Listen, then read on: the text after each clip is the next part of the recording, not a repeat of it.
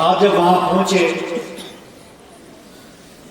تو ادب کا یہ عالم تھا کہ دربار میں داخل ہوئے تو دروازے کے پاس کھڑے ہو گئے، آگے جانے کی جرأت تک نہیں، نگاہیں نیچی کر کے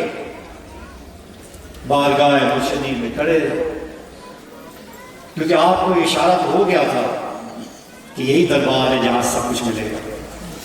حضرت بابا جی رحمۃ اللہ علیہ کی نظر عنایت ہمارے بابا جی صاحب پر پڑی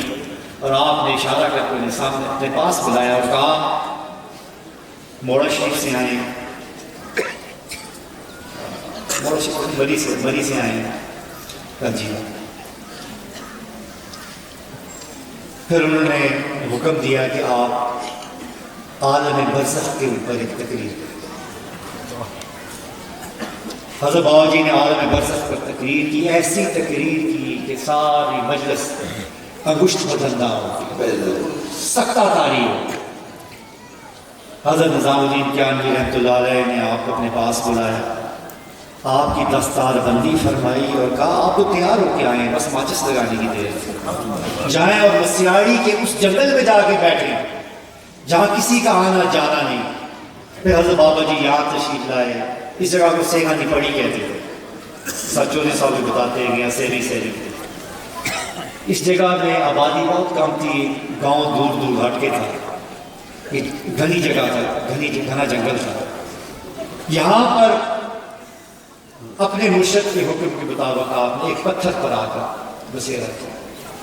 اور حاضرین محترم، یہ حضرت خواجہ محمد قاسم رحمۃ اللہ علیہ کا توکل تھا، اپنے مرشد کا حکم ماننا تھا کہ وہ ایک پتھر جس پہ آپ بیٹھے تھے، وہ ایک جنگل جہاں پر آپ آ کر بیٹھے تھے، وہ پوری دنیا کے لیے مینار نور بن گیا۔ آج دنیا کے کونے کونے میں آپ چلے جائیں، آپ کو موڑشی سے وابستہ لوگ ملیں گے،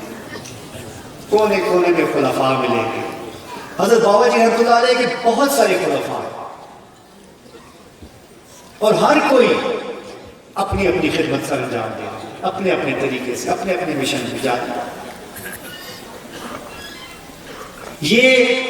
اس توکل کا کمال تھا جو حضرت خواجہ محمد قاسم رحمۃ اللہ علیہ کے سینے میں